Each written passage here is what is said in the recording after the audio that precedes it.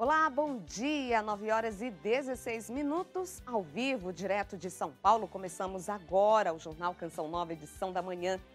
Quinta-feira, 23 de outubro de 2025, edição mais curta hoje. Nos próximos minutos, a gente te deixa atualizado dos principais assuntos dessa manhã. Nossas imagens são do Parque do Ibirapuera, na capital paulista. Dia de sol entre nuvens. A quinta amanheceu fria, mas à tarde deve esquentar um pouco e não há previsão de chuva por aqui. A máxima para hoje é de 26 graus.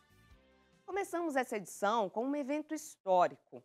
Hoje, pela manhã, no Vaticano, foi dado início à visita de Estado do rei Carlos III e da rainha Camila ao Papa Leão XIV. O encontro da realeza britânica com o Papa tem um significado ecumênico.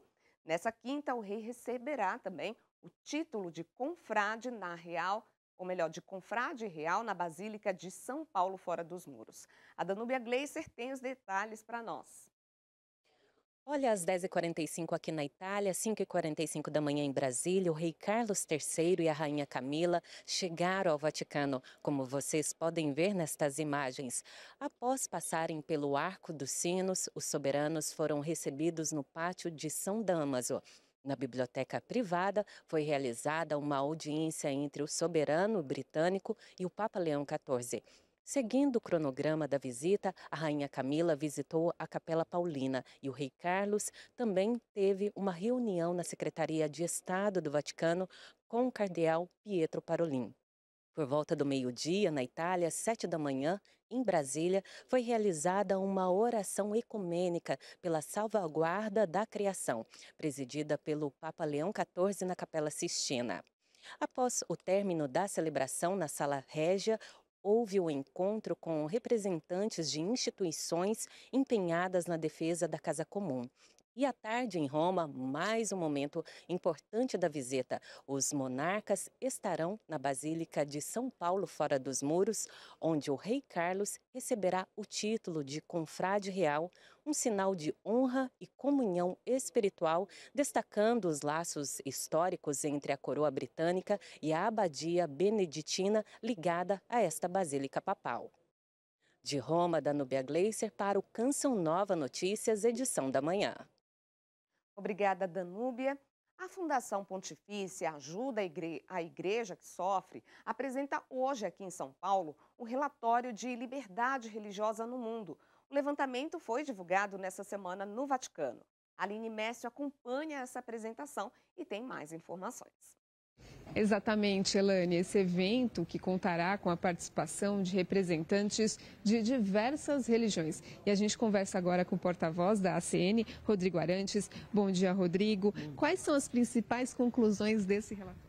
Olha, as principais conclusões é que, infelizmente, a perseguição, a discriminação religiosa tem aumentado em todo o mundo e tem se expandido.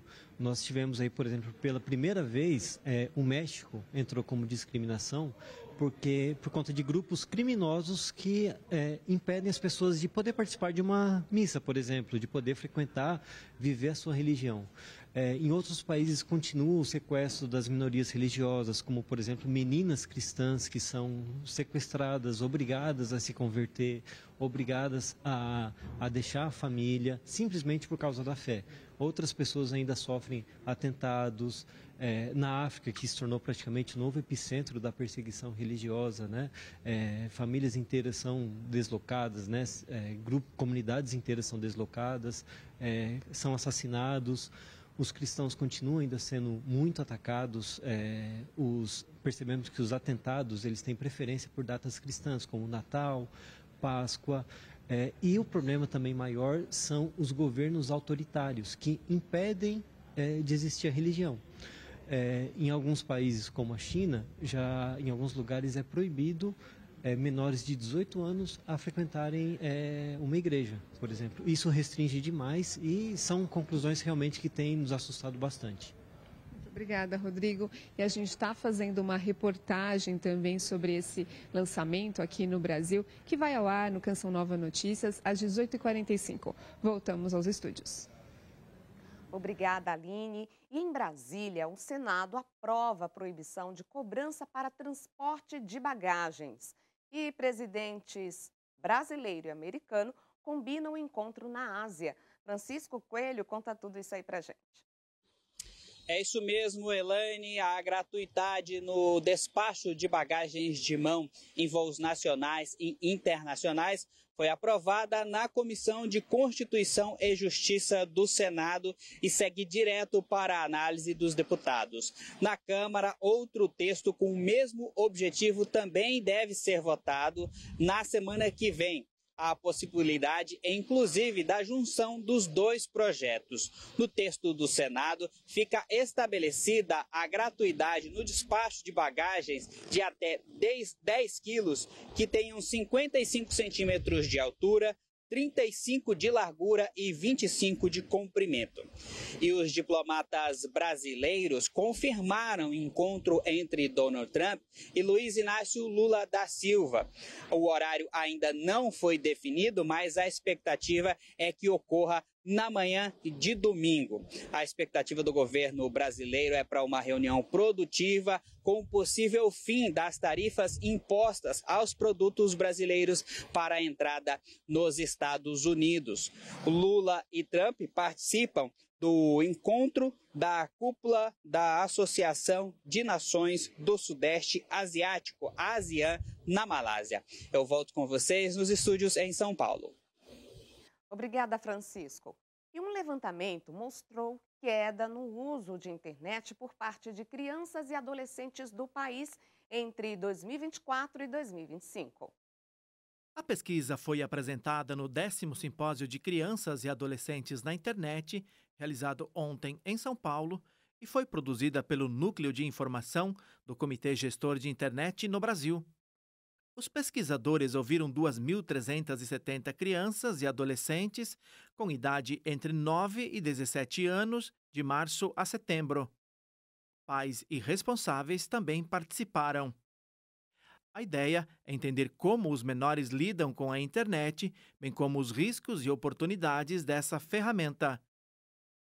De acordo com o levantamento, a posse de celular nessa faixa etária em qualquer ambiente caiu de 81% em 2024 para 77% em 2025. Em relação ao acesso de internet nas escolas, o número de usuários também registrou queda, de 51% em 2024 para 37% neste ano. Crianças de 9 a 10 anos são as que menos acessam. Já adolescentes de 15 a 17 anos são os que mais usam a internet.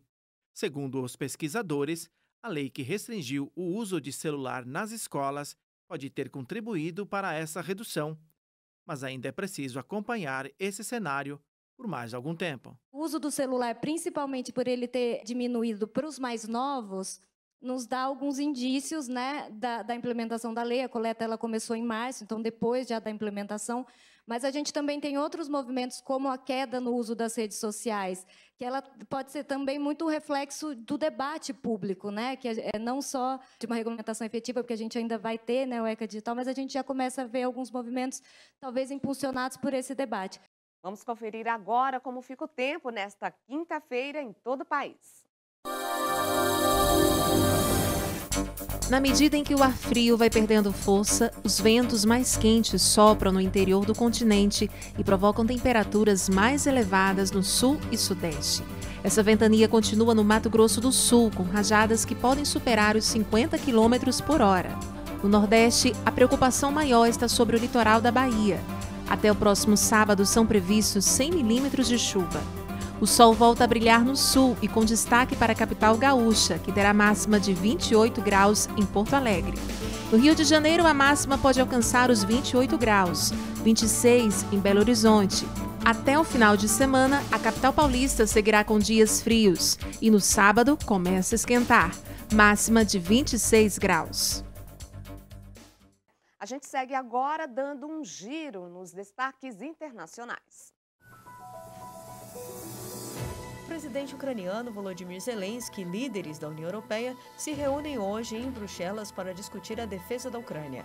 Os países do bloco adotaram formalmente o 19º pacote de sanções contra a Rússia, o que inclui a proibição de importações do gás natural liquefeito russo. A aprovação dos Estados-membros aconteceu na noite de ontem. O Tribunal Internacional de Haia obrigou Israel a permitir a entrada de ajuda humanitária em Gaza. Na declaração, o Tribunal Superior da ONU afirmou que Israel tem a obrigação de concordar e facilitar os planos de ajuda humanitária previstos no artigo 59 da 4ª Convenção de Genebra. Os juízes afirmaram que Israel deve garantir que a população do território palestino ocupado tenha o necessário para a sobrevivência. O Ministério das Relações Exteriores da Palestina saudou o parecer consultivo, dizendo que Israel deve cessar o que chamou de políticas ilegais e pediu ajuda internacional para que o governo israelense cumpra as ordens. Já o porta-voz do Ministério das Relações Exteriores de Israel, Gideon Saar, disse que rejeita firmemente o parecer consultivo, o que chamou de ação política disfarçada de direito internacional. E durante essa semana, a Associação Latino-Americana de Carmelitas realiza na cidade de São Roque, Grande São Paulo, o 6º Congresso Latino-Americano de Carmelitas. O encontro acontece a cada 4 anos e em 2025 o tema é Maria, Mestra da Oração. A reportagem é de Natália Cassiano e Gilberto Pereira.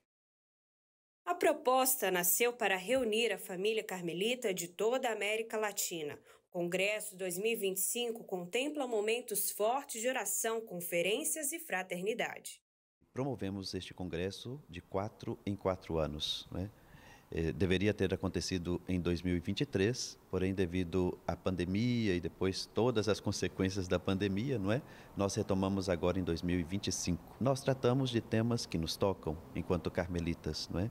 Próprios da nossa espiritualidade.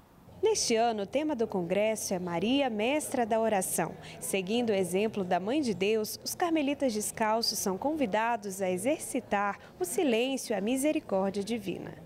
Com alegria e satisfação, o superior-geral dos carmelitas descalços, Frei Miguel Marques, partilha da sua experiência com o tema proposto. É muito importante pedir a Maria que nos dê a luz, porque todos estamos na casa de Maria, para que ela nos dê a luz e nos ajude a caminhar. E a gente fica por aqui, às 6h45 da noite, tem mais uma edição do Canção Nova Notícias. Acesse o nosso site e fique bem informado. Ótima quinta para você, fique com Deus e até a próxima. Encerramos com imagens de São Paulo, região do Parque do Ibirapuera.